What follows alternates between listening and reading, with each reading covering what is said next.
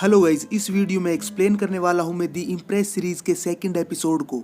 Episode 1 recap. तो पिछले episode में महाराजा जोसेफ की हेलन से शादी तय की जाती है, लेकिन जोसेफ हेलन की बहन एलिजाबेथ से प्यार करने लग जाते हैं और वो एलिजाबेथ से ही शादी करने का फैसला करते हैं।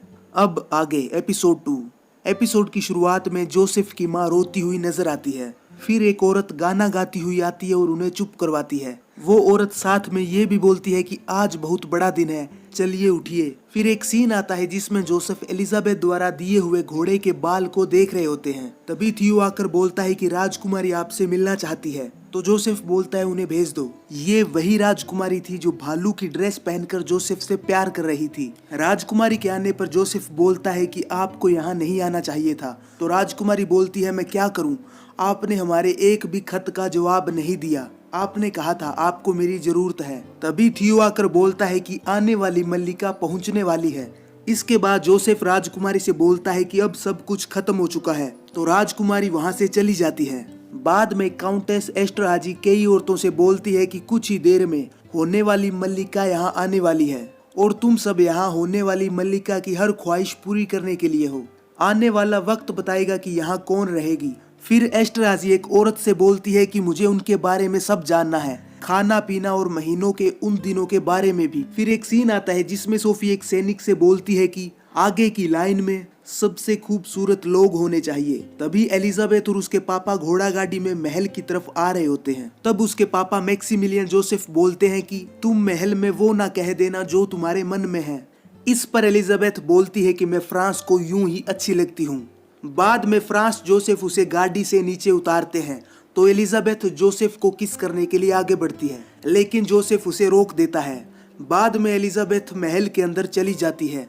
तब जोसेफ की माँ एलिजाबेथ से बोलती है कि कल शादी के लिए आप कांच की बग्घी में जाएंगी और 2 घंटे बाद आपके महाराजा के साथ एक डांस क्लास होगी, लेकिन सबसे पहले आप अपने कपड़ों को देख लीजिए, सब कुछ हमारी शान के मुताबिक होगा। तब एलिजाबेथ के पीछे पीछे उसकी माँ और उसकी बहन भी आ रही थी। तो सोफी एक नौकर से बोलती है कि आप इन दोनों को नया गुलाब का बाग दिखाओ। उन दोनों के जाते ही एलिजाबेथ पीछे से अपनी बहन हेलन को बुलाती है, लेकिन हेलन उसकी बात नहीं सुनती। तो एलिजाबेथ बोलती है कि तब से बात नहीं कर रही जब जोसेफ ने शादी के लिए मुझे चुना था। तो सोफी बोलती है कि हमें सिर्फ ऊपर वाले से माफी चाहिए होती है, बाकी सब वक्त की बर्बादी है। और बाद में सोफी एलिजाबेथ को उसका कमरा दिखाती है और बोलती है कि ये औरत है काउंटेस एस्टरहाजी। ये यहाँ के कायदे कानून हमसे बेहतर जानती है। ये आपकी छोटी बड़ी जरूरत का पूरा ख्याल रखेगी। तो एस्टरहाजी बोलती है कि ये तो मेरे लिए गर्व की बात है। और फिर वो एलिजाबेथ को नौकरानियों से मिलवाती है और कहती है कि इन्हें आपके लिए राज्यों के बढ़िया खानदानों से लाया गया है, ये आपकी हर ख्वाहिश पूरी करेंगी। फिर एस्टरहाजी एलिजाबेथ को नई पोशाकें दिखाती है जो पेरिस स्पेन के साथ और भी कई जगहों से लाई गई थी। तभी एलिजाबेथ को एक ड्रेस के नीचे लुडविग छिपा हुआ दिखाई देता है। वो उसे इशारों में चुप रहने का बोलता है, तो उसे देख के एलिजाबेथ थोड़ा मुस्कुराने लग जाती है। फिर एलिजाबेथ का ध्यान जूतों पर पड़ता है तो एस्टरहाजी बोलती है कि एक मल्लिका एक जोड़ी को दूसरी बार नहीं पहनती, ये हर रोज फेंके जाते हैं। इस पर एलिजाबेथ बोलती है कि ये गलत बात है। तब एस्टरहाजी बोलती है कि आज हम लोगों को डांस, शाम के खाने और शादी के लिए कपड़े ट्राई करने होंगे। बाद में एलिजाबेथ की नजर एक हार पर पड़ती है तो सोफी बोलती है कि आपको ये अच्छा लगा, ये हार हमारे खानदान में कई सदियों से है। और फिर सोफी एलिजाबेथ को वो हार पहना देती है। फिर सोफी को कुछ याद आता है जिसमें वो एक बच्ची के पीछे भागती हुई बोलती है कि मैं नन्ही शैतान को पकड़ लूंगी। शायद वो बच्ची एलिजाबेथ थी। और ये याद करने के बाद सोफी थोड़ा भावुक हो जाती है। तभी एक सिपाही आकर सोफी से कहता है कि वजीर आपका इंतजार कर रहे हैं। फिर एक सीन आता है जिसमें महाराजा फ्रांस, मैक्सिमिलियन और कई अन्य लोग मीटिंग करते हुए नजर आते हैं। वहां पर एक आदमी बोलता है कि फ्रांस और इंग्लैंड की रूस के साथ जंग छिड़ चुकी है। ओडेसा के पास रशिया की सेना पर कल से हमला हो रहा है, तो महाराजा को किसी तरफ झुकना होगा, वरना कहीं कोई हमें निशाना ना बना ले। तब एक और आदमी बोलता है कि ये जरूरी है, हम अपनी सेना मजबूत करें।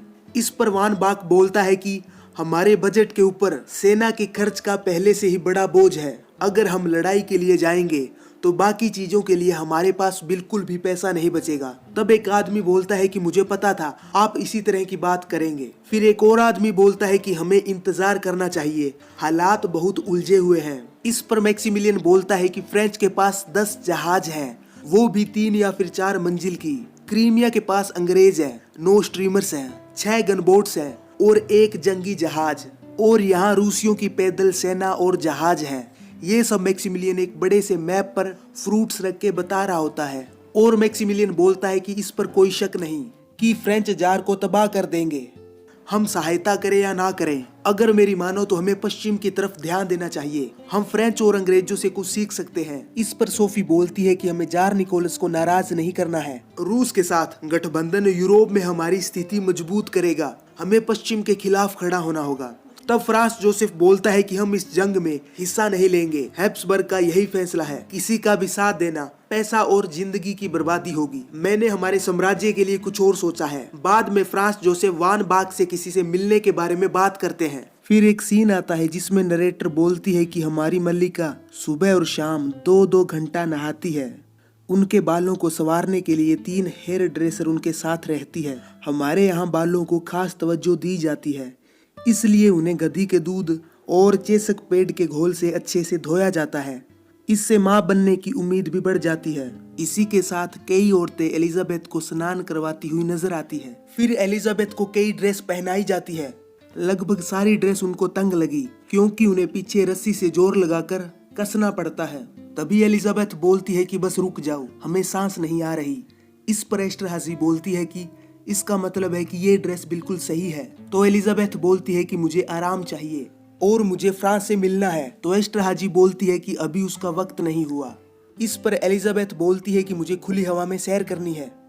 तो एस्टरहाज़ी कहती है कि ठीक है, लेकिन सही लिबास पहनकर। फिर एलिजाबेथ गार्डन में सैर करने के लिए चली जाती है और उनके पीछे 7-8 औरतें चलती हुई नजर आती हैं। वहाँ एलिजाबेथ की मुलाकात मैक्सिमिलियन से होती है। तब एलिजाबेथ बोलती है कि यहाँ सब कुछ अच्छा है। तो मैक्सिमिलियन कहता है कि पहली नजर में तो हाँ। तो एलिजाबेथ बोलती है कि आप हमें डरा रहे हो। इस पर मैक्सिमिलियन कहता है कि मैं सिर्फ सच बोल रहा हूँ। फिर एलिजाबेथ मैक्सिमिलियन से उसकी इटली वाली गर्लफ्रेंड के बारे में पूछती है। तो मैक्सिमिलियन बोलता है कि हमने सुना है उसकी एक नवाब के साथ सगाई हो चुकी है। और फिर मैक्सिमिलियन एलिजाबेथ से बोलता है कि अगर तुम मेरे पास रहोगी तो सलामत रहोगी। तो इस पर एलिजाबेथ बोलती है कि मुझे लगता है तुमसे दूर रहना ही बेहतर होगा। फिर एक कमरे में सोफी एलिजाबेथ की शायरी वाली किताब पढ़ रही होती है। तब एस्टरहाज़ी बोलती है कि हमें एलिजाबेथ पर बहुत मेहनत करनी होगी, उनमें समझ और अनुशासन की कमी है, उन्होंने कपड़े पहनने में तकलीफ दी, उनके साथ कठोरता से पेश आना होगा। इस पर सोफी बोलती है कि इस कोशिश में उन्हें डरा मत देना। बाद में सोफी के पति कार्ल अपने बेटे की शादी के लिए आ जाते हैं। तब सोफी अपने पति से बोलती है कि ओहाफ कास्टल में सब कैसा है। तो कार्ल बोलता है कि बहुत अच्छा, मार्च में हमने 12 सिंगा का शिकार किया था। फिर एक सीन आता है जिसमें एलिजाबेथ और फ्रांस जोसेफ डांस के लिए जोहान स्टार्स के पास चले जाते हैं। जोहान एक संगीतकार है। वो एलिजाबेथ से बोलता है कि मैंने आपकी शादी के लिए संगीत बनाया है। इसके बाद जोहान संगीत बजाने लग जाता है और उस पर फ्रांस और एलिजाबेथ डांस करने लग जाते हैं। फिर वो दोनों रूम में चले जाते हैं और एक दूसरे को किस करने लग जाते हैं। तभी एस्टरहाज़ी मल्लिका को ढूंढती हुई उस कमरे में चली जाती है और उनसे माफी मांगती हुई बोलती है कि होने वाली मल्लिका को अपनी तैयारियां करनी है। और फिर एलिजाबेथ एस्टरहाज़ी के साथ चली जाती है। फिर एक सीन आता है जिसमें काउंटेस लेओन्टाइन वॉन अपाफी अपने प्रेमी से बात करती हुई नजर आती है और बोलती है कि क्या तुम जूते लेकर आए हो। तो उसका प्रेमी बोलता है कि वो आसान काम नहीं है, वो जूते महंगे हैं। इस पर अपाफी बोलती है कि वो जूते मुझे आज रात को चाहिए। फिर उसका प्रेमी बोलता है कि महल में क्या चल रहा है। तो अपाफी बोलती है कि सबको मल्लिका के पास जाना है, सब ये चाहते हैं कि निकलने वाली लड़कियों में उनका नाम ना आए। और अपाफी बोलती है कि वो अपनी ड्रेस के नीचे कुछ नहीं पहनते और बाद में वो एक दूसरे को किस करने लग जाते हैं। इसके बाद अपाफी बोलती है कि नई मल्लिका घमंडी है, बाकी सब की तरह। तो उसका प्रेमी बोलता है कि कुछ भी हो, उनका तुम पर सबसे ज्यादा भरोसा होना चाहिए। बाद में एलिजाबेथ और एस्टरहाज़ी रूम में जा रहे होते हैं तो रास्ते में नौकरानी के हाथ से कुछ गिर जाता है। तो एलिजाबेथ उसे आवाज देती है तो वो उसे बिना उठाए ही वहां से चली जाती है। तो एलिजाबेथ उस गुड़िया को उठा लेती है। रूम में आने के बाद एस्टरहाज़ी एलिजाबेथ से बोलती है कि डॉक्टर फ्रिट्स आपकी प्योरिटी और आपके माँ बनने की काबिलियत को पक्का करने वाले हैं। वहाँ मुख्य धर्माधिकारी बिशप रोसचेयर मौजूद थे। बाद में एलिजाबेथ को बेड पर लेटाया जाता है और डॉक्टर फ्रिट्स अपने हाथ धोते हैं और औरतों से मल्लिका की टांगों को ठीक करने के लिए बोलते हैं। फिर डॉक्टर हाथों से चेक करता हुआ बोलता है कि हर चीज सही लग रही है। इस पर एलिजाबेथ गुस्सा हो जाती है और डॉक्टर को लात मारती है और बोलती है कि मैं कुंवारी हूँ। तो एस्टर हाजी बोलती है कि डॉक्टर का पक्का करना जरूरी है। तो डॉक्टर बोलता है कि मुझे यकीन नहीं है कि ये कुंवारी है। तब अपाफी बोलती है कि मल्लिका आप घुड़सवारी बहुत करती हैं, वो भी तो एक वजह हो सकती है।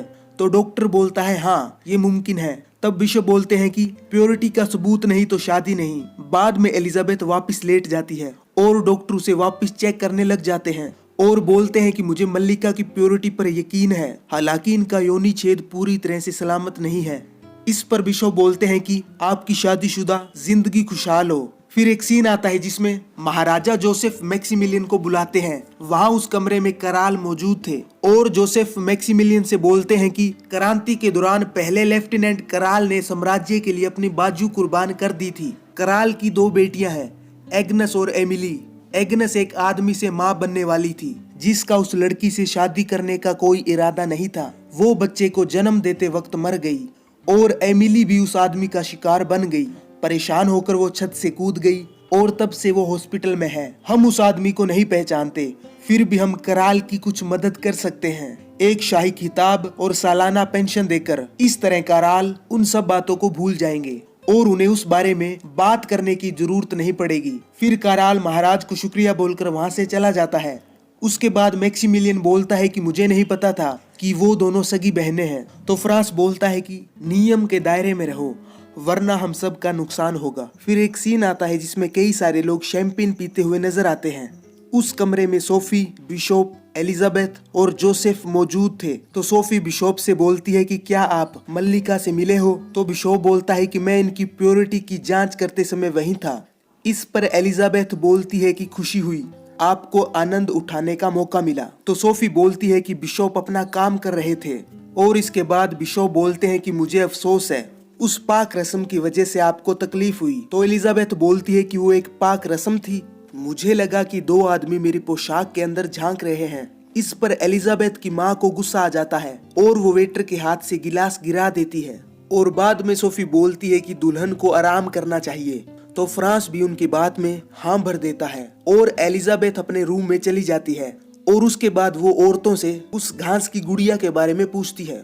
तो अपाफी बोलती है कि लोग घास की गुड़िया को मौत की निशानी मानकर जलाते हैं ताकि ऊपर वाला उनकी सहायता करे। बाद में एक सीन आता है जिसमें औरतें बोलती है कि बादशाह के भाई मैक्सिमिलियन दावत दे रहे हैं, उन्होंने आपके साथ हमें भी बुलाया है। फिर एलिजाबेथ उस दावत के लिए चली जाती है। वहीं दूसरी तरफ फ्रांस और वान बाक स्टीफनसन से मिलते हैं। तब फ्रांस स्टीफनसन से बोलते हैं कि हमारे लिए आप रेलवे लाइन बनाइए, हम अपने साम्राज्य के लोगों को जोड़ना चाहते हैं ताकि उनके हालात बेहतर हो। और फिर वो स्टीफनसन को रेलवे के लिए उन्हें जाने से पहले पूरी रकम देने का बोलते हैं। बाद में अपाफी को एक औरत जूते देकर चली जाती है। ये वही जूते हैं जो अपाफी अपने प्रेमी से मांग रही थी। वहाँ दावत में मैक्सिमिलियन एलिजाबेथ से बोलता है कि जब हम पहली बार मिले थे तो मुझे लगा मैं तुम्हारे लिए बेहतर हूँ। तो एलिजाबेथ बोलती है कि कल मेरी शादी है। इस पर मैक्सिमिलियन कहता है कि अभी भी देर नहीं हुई और फिर मैक्सिमिलियन एलिजाबेथ को किस करने के लिए आगे बढ़ता है, लेकिन एलिजाबेथ उसे रोक देती है और फिर वो वहाँ से जाने लगती है। तभी उसे हेलेना नजर आती है तो एलिजाबेथ उससे माफी मांगती है, लेकिन हेलेना बोलती है कि तुम अभी नशे में हो। फिर एक सीन आता है जिसमें सोफी प्रिंस वान वाजा से बात करती हुई नजर आती है। तब प्रिंस वान बोलता है कि मुझे इस शादी में क्यों बुलाया गया है, क्या फ्रांस मेरा बेटा है? तो सोफी बोलती है कि कुछ और बातें नहीं कर सकते और फिर वो उसे किस करने के लिए आगे बढ़ती है, लेकिन प्रिंस वान उसे रोक देता है और वहाँ से चला जाता है। फिर अगले दिन एस्टर हाजी और कई औरतें एलिजाबेथ को ढूंढती हुई नजर आती हैं क्योंकि वो अपने बिस्तर पर नहीं थी। एलिजाबेथ पर्दे के पीछे छिपी हुई थी। फिर हेलेना उसे देख लेती है और बाहर आने को बोलती है, लेकिन एलिजाबेथ बाहर आने से मना कर देती है। तो हेलेना बाकी औरतों को बाहर जाने को बोलती है। फिर हेलेना और एलिजाबेथ आपस में कुछ बातें करते हैं और बाद में दोनों एक दूसरे के गले लग जाते हैं। फिर एक सीन आता है जिसमें थियो फ्रांस को तैयार करता हुआ नजर आता है। तभी थियो बोलता है कि आपके भाई और एलिजाबेथ के बीच बहस हो गई, वो परेशान लग रही थी। बाद में एक सीन आता है जिसमें एलिजाबेथ दुल्हन के कपड़े पहनकर तैयार हो जाती है और वो कांच की घोड़ा गाड़ी में बैठकर शादी के लिए चली जाती है। वहां रास्ते में होने वाली मल्लिका को देखने के लिए लोगों की भीड़ लगी हुई थी। और इसी के साथ दूसरा एपिसोड भी खत्म हो जाता है। तो अगर आपको दी इम्प्रेस सीरीज के तीसरे एपिसोड की एक्सप्लेन वीडियो चाहिए तो मुझे कमेंट करके जरूर बताएं।